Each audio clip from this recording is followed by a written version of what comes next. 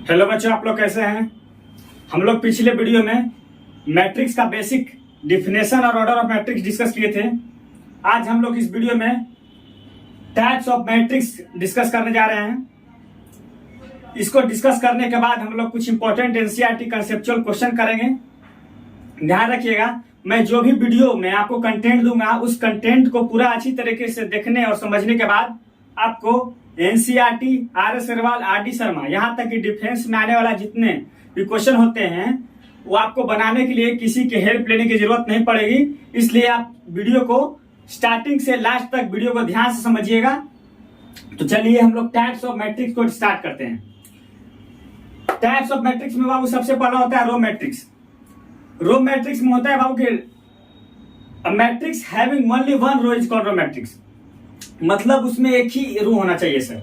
मतलब सर जैसे मान लीजिए इसका एग्जांपल बोला जाए बाबू, सिंपल से इसका एग्जांपल मान लिया जाए बी, मान लेते हैं बी एगो मैट्रिक्स है 1 2 3 4 5। देख रहे हैं बाबू इसमें कितना रो है? एक ही रो है। इसका ऑर्डर कितना है बाबू?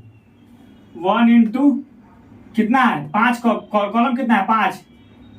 ध्यान रखिएगा, बताए थे स्टार्टिंग में क्या होता है रो, लास्ट में क्या होता है कॉलम।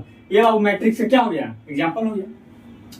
इसी का रो मैट्रिक्स का जनरल वे में बाबू इसका बताया गया है कि एक कोई अगर मैट्रिक्स है ए आई जे एम क्रॉस एन ऑर्डर का, इसको रो मैट्रिक्स तभी बोलेंगे जब एम बराबर 1 हो। बच्चा लोगों को यहाँ पर समझ में नहीं आया होगा कि एम बराबर 1 कैसे कर दिए सर। तो ध्यान से समझिएगा, हम आपको पिछले वीडियो में बताए थे कि ऑर्डर ऑफ मैट्रिक्स का मतलब होता है बाबू एम क्रॉस एन, जहां पे एम होता है बाबू नंबर ऑफ रो। क्या होता है बाबू? नंबर ऑफ रोज। क्या होता है बाबू? कॉलम होता है, नंबर ऑफ कॉलम्स होता है। ठीक है, कॉलम्स। तो देखिए इसको रो मैट्रिक्स तभी कहेंगे जिसमें केवल क्या होना चाहिए? ओनली वन रो होना चाहिए, रो ही होना चाहिए, कॉलम ज्यादा नहीं होना, ओनली वन ही रो होना चाहिए। इसीलिए बाबू यहाँ पर वन रो, इसीलिए एम का वैल्यू यहाँ पर क्या कर दिए बाबू? 1 डाल दिए। ठीक है, इसको एक और जनरल में मान लीजिए एक और मैट्रिक्स यहाँ पर लेते हैं। जैसे मान लीजिए बाबू इसको, इसी को अगर अनदर वे में इस फॉर्म में लिखना चाहे तो देखिए कैसे लिखेंगे। मान लीजिए कोई एवन कोई एलिमेंट है, इसका मैट्रिक्स के अंदर क्या बोलते हैं बाबू? एलिमेंट बोलते हैं। ध्यान समझिएगा, इसको एलिमेंट बोलते हैं। तो मान लीजिए कोई एवन 1, पहला रो पहला कॉलम। रो तो एक ही होना चाहिए सर, रो मैट्रिक्स में अभी बताया। इसको क्या बोलते हैं? पहला रो। इसको ए आई जे मतलब क्या होता है? आई होता है रो, इस जे क्या होता है? कॉलम होता है। उसी तरह A11, A12, A13, A14 कितना है? एम बराबर तो 1 है, तो एम बराबर तो सब में देख रहे हो बाबू 1 पुट किए हैं। उसके बाद एन कहां तक जाएगा? एन तक जाएगा। तो dot dot dot dot dot dot A1N।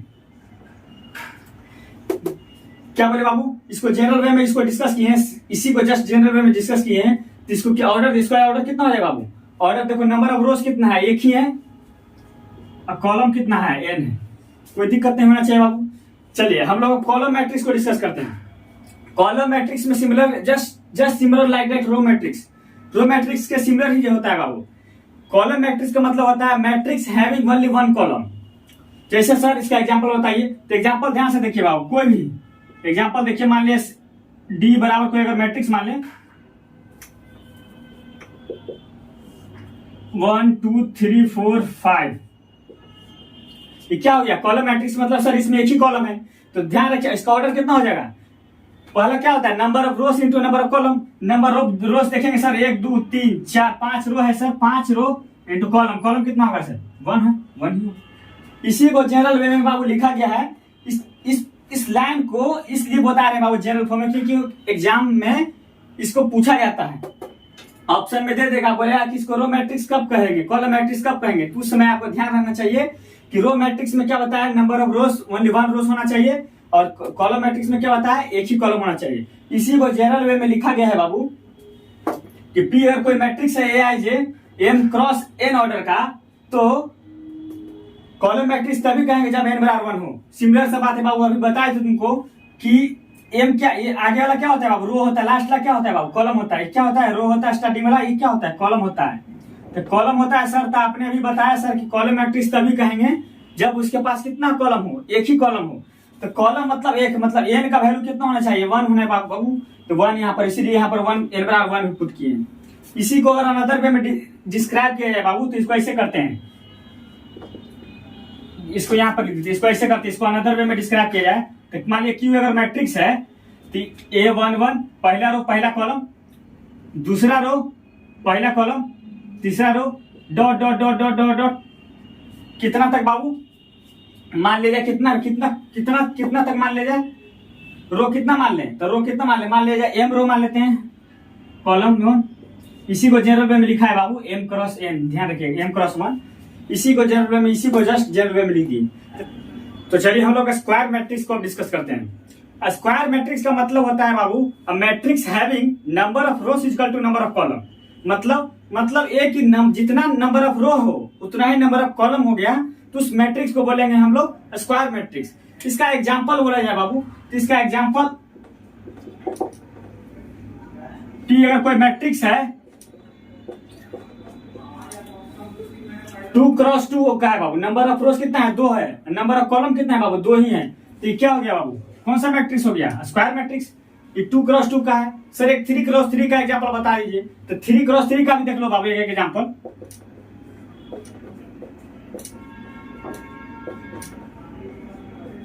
इसमें नंबर ऑफ रोज कितना है बाबू 3 है, और नंबर ऑफ कॉलम कितना है 3, तो ये भी क्या है बाबू स्क्वायर मैट्रिक्स। ध्यान रखिएगा इसी को जनरल वे में लिखा गया है कि ए बराबर ए आई जे, आई है number of rows, j column, ith row jth column, m cross n order है, और ये अगर कोई मैट्रिक्स है m क्रॉस n ऑर्डर का, तो इसको स्क्वायर मैट्रिक्स तभी बोलेंगे बाबू जब m बराबर क्या हो n हो। इसको जनरल वे में लिखा गया है, एग्जाम में पूछा जाता है। इसका नोट में देखो बाबू, अगर m not equal to n, the matrix is called rectangular matrix. अगर नंबर ऑफ रोज बराबर नंबर ऑफ कॉलम नहीं है तो उसको क्या बोलेंगे रेक्टेंगुलर मैट्रिक्स। अब इसमें हम बाबू एक इंटरेस्टिंग टॉपिक समझाने वाले हैं। एक होता है प्रिंसिपल डायगोनल, उसी को लीडिंग डायगोनल भी बोलते हैं। जिससे मान लिया जाए एक स्क्वायर मैट्रिक्स है बाबू, ये स्क्वायर मैट्रिक्स, इसको जनरल वे में लिख दिए हैं कि पहला रो पहला कॉलम, पहला रो दूसरा कॉलम, सबको क्या बोलते हैं एलिमेंट बोलते हैं। ठीक है, बताए थे 4 क्रॉस 4 का है बाबू, स्क्वायर मैट्रिक्स है। तो इसमें ध्यान देखिएगा कि प्रिंसिपल डायगोनल और लीडिंग डायगोनल किसको बोलते हैं, जिसमें i बराबर j हो। क्या है बाबू, i बराबर j, i equal to j, माने जहां देखो नंबर ऑफ रोज बराबर पहला रो पहला कॉलम, दूसरा रो दूसरा कॉलम, मतलब उस एलिमेंट जिसका नंबर ऑफ रोज बराबर नंबर ऑफ कॉलम हो, उस सब को क्या बोलेंगे, उस सब को जो लाइन ज्वाइन करती है उसी को बोलते हैं प्रिंसिपल डायगोनल और लीडिंग डायगोनल। प्रिंसिपल डायगोनल और लीडिंग डायगोनल।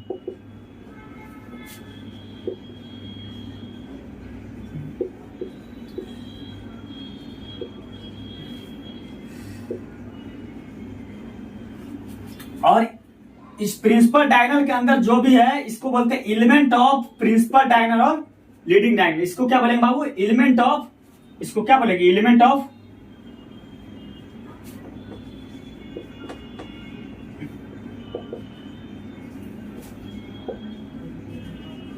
Principal diagonal. ठीक है, रेक्टेंगुलर मैट्रिक्स क्या बताए थे बाबू कि जिसका नंबर ऑफ रोज बराबर नंबर ऑफ कॉलम ना हो। इसका एग्जांपल देते हैं रेक्टेंगुलर मैट्रिक्स का, ध्यान दीजिएगा, इसका एक एग्जांपल देते हैं।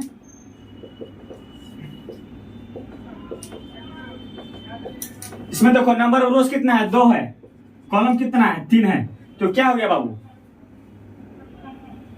रेक्टेंगुलर मैट्रिक्स हो गया। तो चलिए हम लोग ट्रेस ऑफ मैट्रिक्स को डिस्कस करते हैं। ट्रेस ऑफ मैट्रिक्स उसको बोलते हैं बाबू प्रिंसिपल डायगोनल का एलिमेंट का जोड़ को ही बोलते हैं ट्रेस ऑफ मैट्रिक्स। इसीलिए लिखा गया है बाबू the sum of principal diagonal element of a square matrix is called trace of matrix. जैसे बाबू अभी बताया था जस्ट पहले कि ये अगर कोई स्क्वायर मैट्रिक्स है 4 क्रॉस 4 ऑर्डर का, मतलब 4 रो है 4 कॉलम का, तो इसको बोलते हैं बाबू प्रिंसिपल डायगोनल। क्या बोलते हैं प्रिंसिपल डायगोनल और लीडिंग डायगोनल। और इसी को अगर जोड़ देंगे बाबू, इसका अगर मान लीजिए बोला जाए कि इसका ट्रेस बताइए, तो ट्रेस बोलते हैं, इसका ट्रेस निकाले इस मैट्रिक्स का, तो ट्रेस ऑफ ए मैट्रिक्स हो जाएगा बाबू, सबको जोड़ देंगे A11 plus A22 plus A33 plus A44।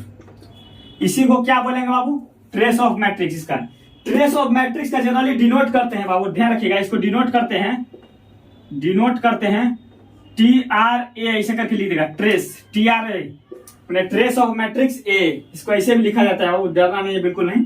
ठीक है, इसको जनरल वे में ट्रेस ऑफ मैट्रिक्स को जनरल वे में लिखा गया है बाबू कि कोई भी अगर ट्रेस A अगर मैट्रिक्स है तो इसको समेशन आई बराबर 1 से लेकर n तक वेयर आई बराबर क्या हो जाएगा, ए आई ए वन वन ए वन टू आई आई, मतलब क्या है बाबू, यह आई आई है।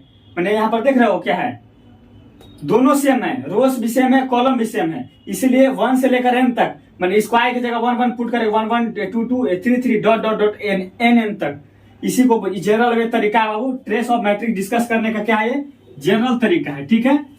तो चलिए हम लोग अब सिंगलटन मैट्रिक्स को डिस्कस करते हैं। सिंगलटन मैट्रिक्स उसको कहते हैं बाबू जिस मैट्रिक्स में एक ही एलिमेंट हो।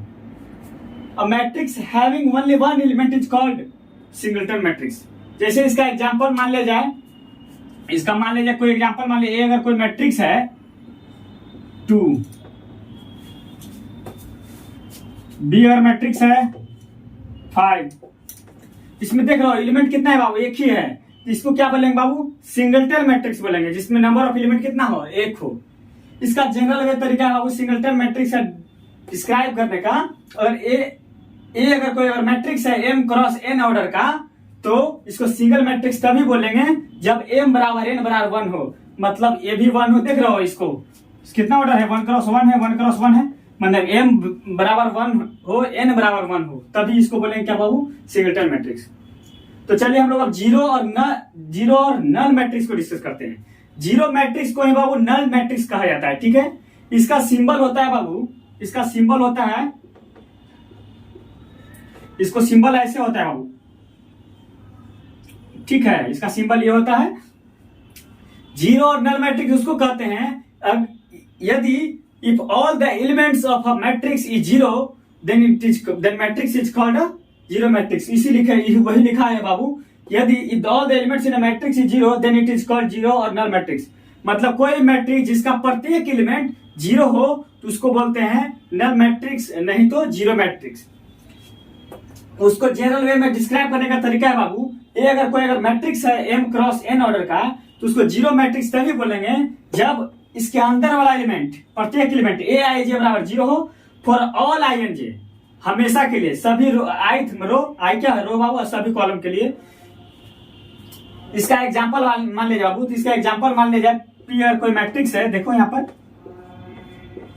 ये क्या है बाबू, जीरो मैट्रिक्स, नल मैट्रिक्स, कितना ऑर्डर इसका 2 क्रॉस 2 का है। उसी प्रकार एक और एग्जांपल इसको ले लिया जाए,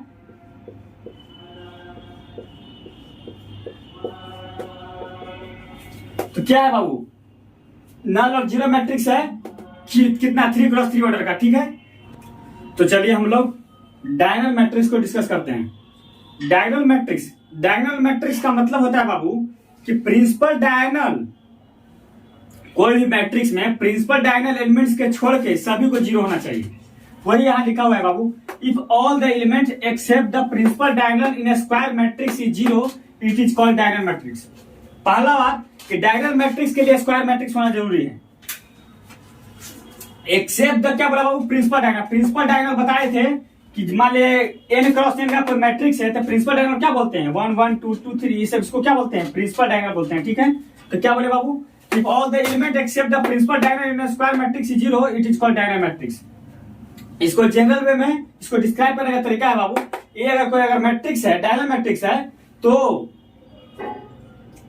if ai j is equal to zero, पूरा ही जीरो होना चाहिए। कब i not is equal to j, मतलब सर, मतलब i not is equal to j, मतलब 1 1 2 2 जो प्रिंसिपल डायगोनल एलिमेंट है उसको जीरो नहीं होना चाहिए, तभी उसको बोलेंगे हम क्या बोलेंगे, डायगोनल मैट्रिक्स बोलेंगे। इसमें नोट 1 देखो, 3 को नोट लिखे हैं बाबू।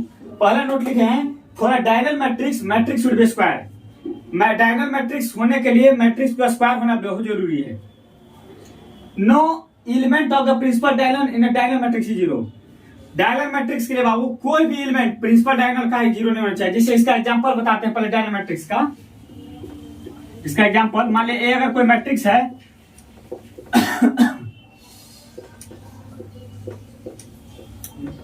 इसमें प्रिंसिपल डायगोनल क्या है बाबू, except the principal diagonal zero है। यही डिफरेंशियल मेथड डायगोनल मैट्रिक्स का कि all the element except the principal diagonal, principal diagonal के छोड़ के सभी एलिमेंट क्या है, जीरो है। तो सबसे पहला बात, डायगोनल मैट्रिक्स होने के लिए क्या होना चाहिए, स्क्वायर होना चाहिए। दूसरा बात कि डायगोनल प्रिंसिपल डायगोनल को छोड़ के सभी को जीरो होना चाहिए, तब हम बोलेंगे क्या बोलेंगे, डायगोनल मैट्रिक्स बोलेंगे। तो देखिए बाबू इसको छोड़ के पूरा जीरो है, तो उसी प्रकार देखो थर्ड नोट में क्या दिया हुआ है, number of zeros in a dynamic matrix is given by n square n where n is order of matrix. Sir n square minus n कहां से आया, थोड़ा बताइए हमको, समझाइए। तो ध्यान से समझिए। मान लीजिए ए अगर कोई स्क्वायर मैट्रिक्स है बाबू, तो ए अगर कोई स्क्वायर मैट्रिक्स है तो उसका मान लिया जाए n रो है n कॉलम है। देखो यहाँ पर है 1 1 1 2, पहला क्या बताता है, रो बताता है, दूसरा क्या बताता है, कॉलम। तो देख रहे हो कि पहला रो n कॉलम गया, दूसरा रो तीसरा रो n रो तक गया। देखो n रो n कॉलम, मतलब टोटल कितना है इसमें रो, n रो हो गया n कॉलम। तो हम आपको बताए होंगे कि नंबर ऑफ एलिमेंट बराबर होता है number of rows into number of column. तो बाबू नंबर ऑफ एलिमेंट निकालेंगे, मैंने इसके अंदर टोटल कितना होगा, तो टोटल कितना होगा बाबू, n स्क्वायर हो जाएगा। Number of rows into number of column, तो टोटल नंबर ऑफ एलिमेंट कितना होगा, n स्क्वायर तो हो गया सर। अब number of zeros in diagonal matrix is n square minus n कैसा आया। हम बाबू डायगोनल मैट्रिक्स में प्रिंसिपल डायगोनल तो जीरो नहीं होना चाहिए, तो नंबर ऑफ प्रिंसिपल डायगोनल निकाल लेते हैं, कितना एलिमेंट होगा प्रिंसिपल डायगोनल में, और टोटल में से घटा देते हैं तो निकल जाएगा ये नंबर ऑफ जीरो, वही लिखा हुआ है। तो क्या करेगा, टोटल नंबर ऑफ एलिमेंट हो प्रिंसिपल डायगोनल कितना होता है, n होता है। 1 2 2 3 3 n तक n गया, मतलब टोटल कितना होगा, n होगा। तो इसी को निकालने के लिए बाबू टोटल नंबर ऑफ जीरो निकालने के लिए देखो टोटल क्या हो जाएगा, n स्क्वायर हो जाएगा total number of element, number of rows into number of column. अब प्रिंसिपल डायगोनल को घटा दिए तो हो गया, क्या हो गया, number of zeros in diagonal matrix हो गया। तो चलिए हम लोग अब स्केलर मैट्रिक्स को डिस्कस करते हैं। स्केलर मैट्रिक्स बाबू उसको बोलते हैं, ध्यान समझिएगा, if all the elements of a diagonal in a diagonal matrix are equal then it is called scalar matrix. मतलब डायगोनल मैट्रिक्स में अगर सारा एलिमेंट बराबर हो जाए डायगोनल वाला, तो उसको क्या बोलेंगे, स्केलर मैट्रिक्स बोलेंगे। इसका एग्जांपल देखिए बाबू, ए अगर कोई मैट्रिक्स है 4, इसमें कितना है 1 क्रॉस 1 का, इसमें डायगोनल भी वही है, एलिमेंट भी वही है, जिसमें क्या हो गया, स्केलर मैट्रिक्स बोल सकते हैं। इसमें देखिए डायगोनल मैट्रिक्स बराबर है बाबू, बराबर है -1 2 क्रॉस 2 का है, क्या हो गया, स्केलर मैट्रिक्स हो गया। उसी प्रकार देखिए ये सी एगो मैट्रिक्स है, देखिए डायगोनल मैट्रिक्स बराबर है 5 5 5 5, प्रिंसिपल डायगोनल बराबर है, तो इसको क्या बोलेंगे बाबू, स्केलर मैट्रिक्स बोलेंगे। 3 क्रॉस 3 ऑर्डर का है, ठीक है, ध्यान रखिएगा। स्केलर मैट्रिक्स को डायगोनल मैट्रिक्स भी है, स्क्वायर मैट्रिक्स भी है, मतलब स्केलर मैट्रिक्स होने के लिए डायगोनल मैट्रिक्स होना जरूरी है, स्क्वायर मैट्रिक्स भी होना जरूरी है। इसका जनरल वे है बाबू डिस्क्राइब करने का। और ए अगर कोई मैट्रिक्स है ए आई जे, तो ए आई जे जीरो कब होगा, तो आपको बताए थे आई नॉट इजकल टू जे, आई बराबर जे बोलते हैं बाबू प्रिंसिपल डायगोनल को, बताए थे कि जितना रो कॉलम बराबर हो मतलब प्रिंसिपल डायगोनल, इसको प्रिंसिपल डायगोनल, ये 1 1, ये 2 2, ये 3 3, देख रहे हो ना, थर्ड रो तीसरा कॉलम, सेकंड रो दूसरा कॉलम, फर्स्ट रो पहला कॉलम। तो बोले i not equal to j तभी होगा जब zero, i not equal to जो होगा वहां पे क्या होगा, वैल्यू जीरो होगा। मतलब सर प्रिंसिपल डायगोनल आई बराबर जे बराबर प्रिंसिपल डायगोनल होता है सर, तो आई नॉट इजकल टू जे मतलब प्रिंसिपल डायगोनल को छोड़ के वैल्यू क्या होगा, जीरो होगा। आई बराबर जे होगा जहां के होगा, मतलब प्रिंसिपल डायगोनल में कोई वैल्यू 5 है, के का वैल्यू 5 दे देंगे तो 5 5 सब होगा, 6 दे देंगे तो 6 होगा। के देखिए के यहाँ पर क्या है, कांस्टेंट है, कोई भी हो सकता है वैल्यू, ध्यान रखिएगा। अगर के का वैल्यू 1 हो जाए तो इसको बोलते हैं यूनिट मैट्रिक्स और आइडेंटिटी मैट्रिक्स, ठीक है। तो चलिए अब हम लोग आइडेंटिटी मैट्रिक्स या उसी को यूनिट मैट्रिक्स कहते हैं उसको डिस्कस करते हैं। यूनिट मैट्रिक्स का डिनोट करने का तरीका होता है बाबू कैपिटल आई,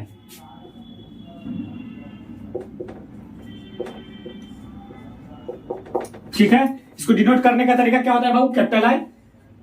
इसको डिफिनेशन देखिए, a square matrix in which all the elements in the principal diagonal are 1, मतलब कि कोई भी स्क्वायर मैट्रिक्स जिसका प्रिंसिपल डायगोनल का प्रत्येक एलिमेंट बराबर होना चाहिए, और किसके बराबर होना चाहिए, 1 के बराबर होना चाहिए, मतलब सभी एलिमेंट प्रिंसिपल डायगोनल का 1 होना चाहिए। उसको क्या बोलते हैं बाबू, यूनिट मैट्रिक्स और आइडेंटिटी मैट्रिक्स। यूनिट नाम से ही क्लियर हो जाता है 1। इसका देखिए जनरल वे टू, इसका एग्जांपल देख लीजिए यूनिट मैट्रिक्स का। इसका एग्जांपल मान लीजिए अगर ये कोई अगर मैट्रिक्स है, ये हो गया क्या, प्रिंसिपल डायगोनल देखिए क्या है, 1 है बाबू, इसको क्या बोलेंगे, यूनिट मैट्रिक्स इस 2 क्रॉस 2 का हो गया। 3 क्रॉस 3 का देख लीजिए, मान लीजिए बी अगर कोई मैट्रिक्स है 3 क्रॉस 3 का, तो 1 0 0 0 1 0 0 0 1, 3 क्रॉस 3 का ये क्या है बाबू, 3 क्रॉस 3 का यूनिट मैट्रिक्स है या आइडेंटिटी मैट्रिक्स बोल सकते हैं।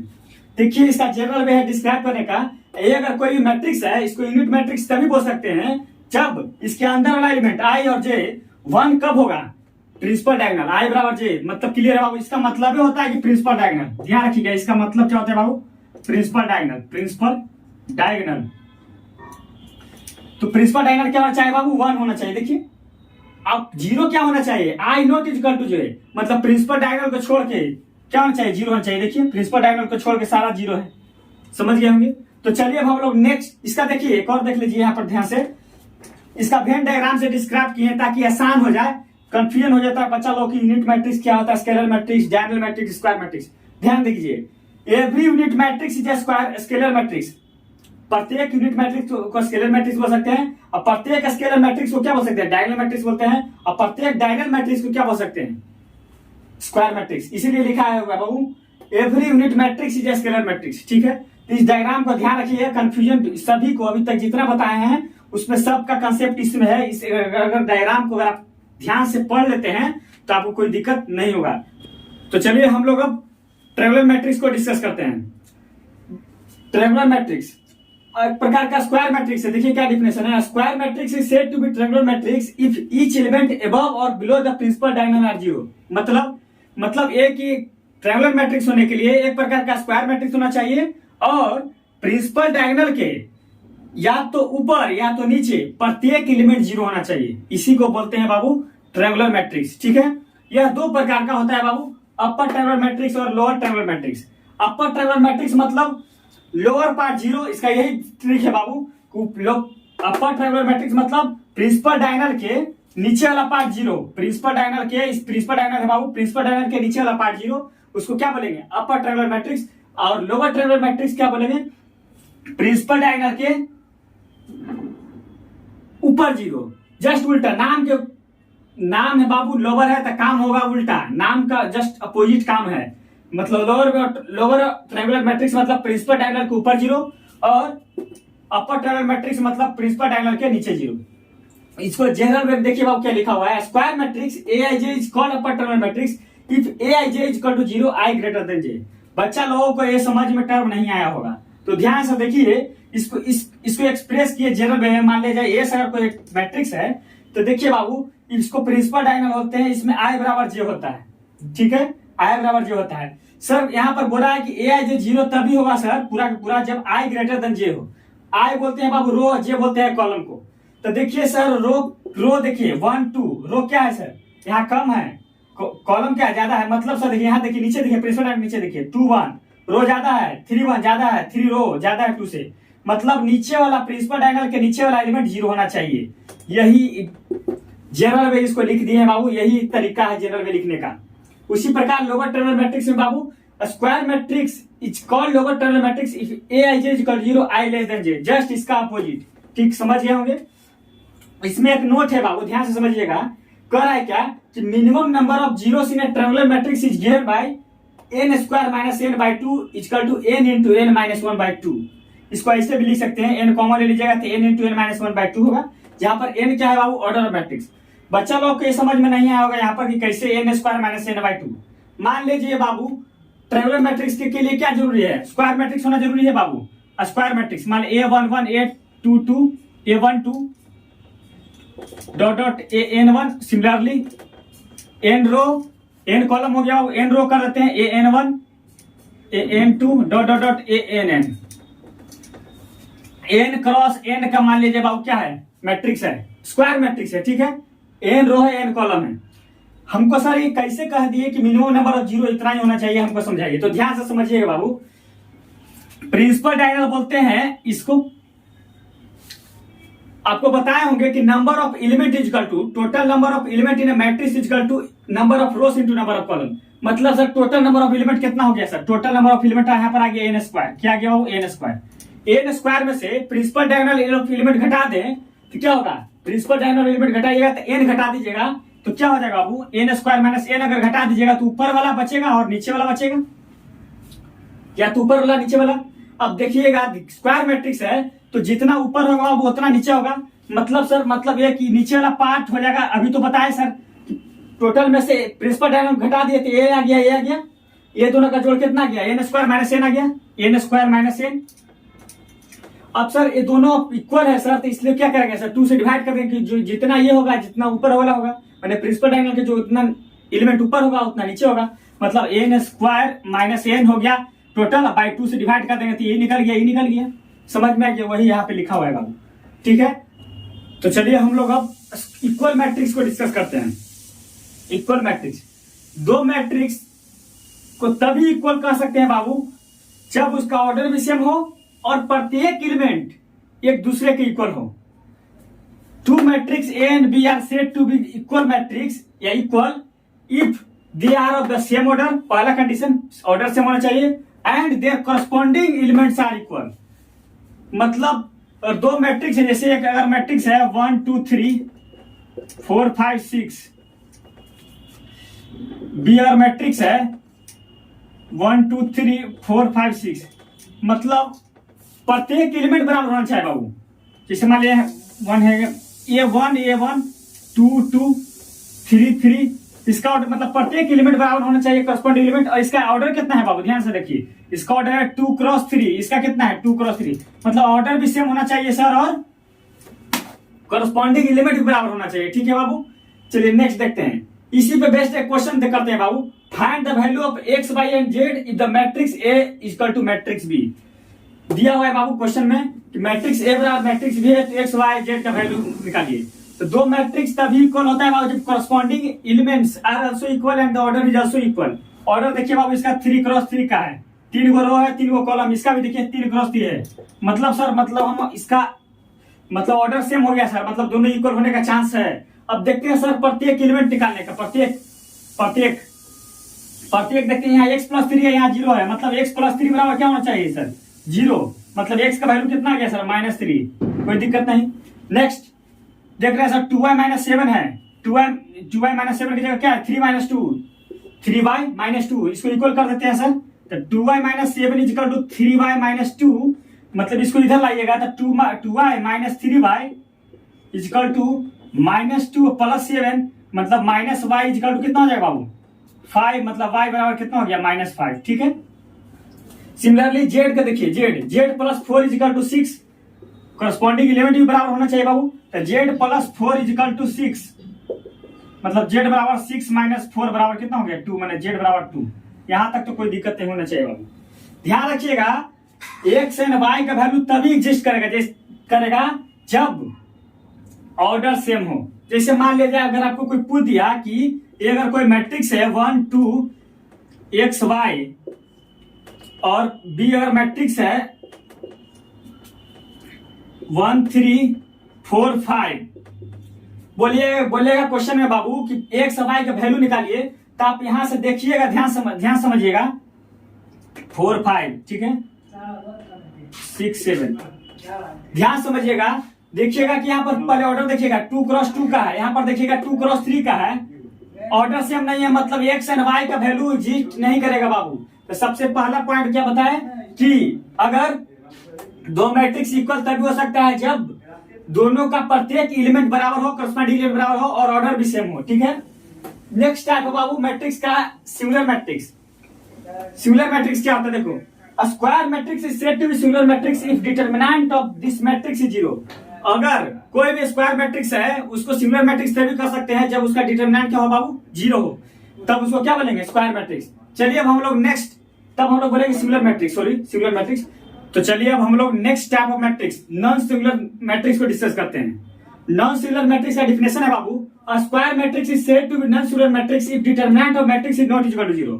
मतलब सिमिलर में क्या था बाबू कि डिटरमिनेंट ऑफ द मैट्रिक्स 0, इसमें नॉन सिमिलर में क्या बाबू कि डिटरमिनेंट ऑफ द मैट्रिक्स 0 नहीं होना चाहिए। वह एक प्रकार क्या है बाबू स्क्वायर मैट्रिक्स होना चाहिए, ध्यान रखिएगा।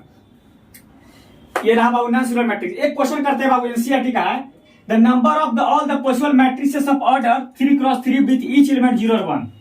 कितना पॉसिबल मैट्रिक्स बन सकता है 3 क्रॉस 3 का, प्रत्येक में 0 हो सकता है तो 1 हो सकता है। तो 3 क्रॉस 3 का बोला बाबू, तो मान लीजिए कोई एक मैट्रिक्स है, उसका ऑर्डर कितना है बाबू 3 क्रॉस 3 है, मतलब 3 गो रो होगा सर, 3 गो कॉलम होगा। ठीक है, तो टोटल नंबर ऑफ एलिमेंट्स कितना हो गया बाबू 9 एलिमेंट्स भराएगा। अब कह रहा है सर कि 0 और 1 होना चाहिए, मतलब 9 जो एलिमेंट होगा या तो 0 होगा नहीं तो 1 होगा। मतलब सर प्रत्येक पर इसको भरने का कितना तरीका, 2 तरीका, या तो 0 होगा नहीं तो 1 होगा। इसमें भी भरने का कितना तरीका, 2 तरीका। इसे भरने का कितना तरीका, 2 तरीका। यहाँ भी रखने का कितना तरीका है, या तो 0 रखिएगा तो 1, दो तरीका मतलब टोटल कितना बाबू 9 प्लेस है, कितना प्लेस है 9 प्लेस है, और सब प्लेस पे भरने का कितना तरीका, 2 तरीका। तो बाय मल्टीप्लीकेशन रूल पढ़ाएंगे बाबू, परमुटेशन में by multiplication rule the total number of possible matrix, the total number of all possible